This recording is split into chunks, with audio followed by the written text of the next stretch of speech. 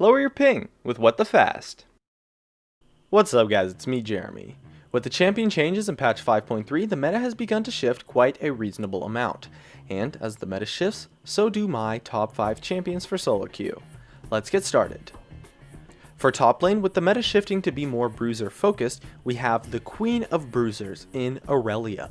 It's no secret that Aurelia's kit is absolutely fantastic, and in a bruiser heavy meta she easily shines through. With true damage, targeted crowd control, mobility, and tankiness, there's not much more you could ask for in a kit.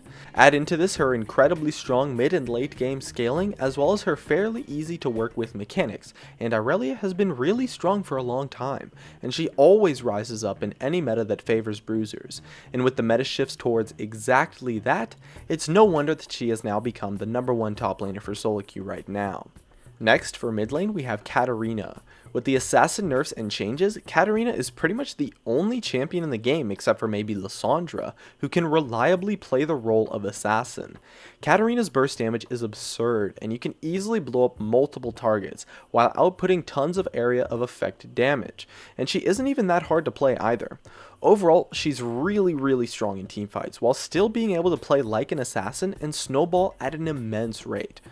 Also, it is worth mentioning that Riot has confirmed that Katarina will be nerfed in the future, so even Riot knows that Katarina is OP, so definitely take advantage of her while you can. For jungle, we have Nidalee. Despite a tiny nerf in this patch, Nidalee has risen as a power pick that was mostly unknown previously, and she's actually really strong. Not only is she easy to play and has great wave clear and sustain, her ganks are a lot stronger than you might think, due to the huge range her jump can cover, and her ability to solo carry games and snowball is absurd when you pick up a few kills. But where Nidalee really shines is in 1v1s and 2v2s with the opponent's jungler, making her practically immune to counter ganks. Nidalee gives you an absurd range of tools with her mobility and utility that you as a jungler can easily capitalize on in your games, and makes it really easy to dominate games with her. For AD carry, we have Jinx. In a meta where assassins are fading away and bruisers are becoming strong, AD carry hyper carries are going to rise up and be the strongest once again. And Jinx is definitely the strongest AD hyper carry in the game right now. Her kit allows her to kite effectively, and having the option between the two guns actually really gives her tons of utility in teamfights. And to top it off, her ultimate is a pretty strong area of effect nuke. And of course, not to mention, her passive is absolutely game changing in teamfights, which is exactly what you want from a hyper carry. Not to mention, her laning phase is fairly strong, so you can easily pick up some kills in lane. Overall, the meta has shifted to where Jinx can be a fairly safe pick now, allowing her teamfight strength and the utility that she has as an AD carry that other ADs lack allows her to really shine through and dominate. And lastly, on support, we have Annie.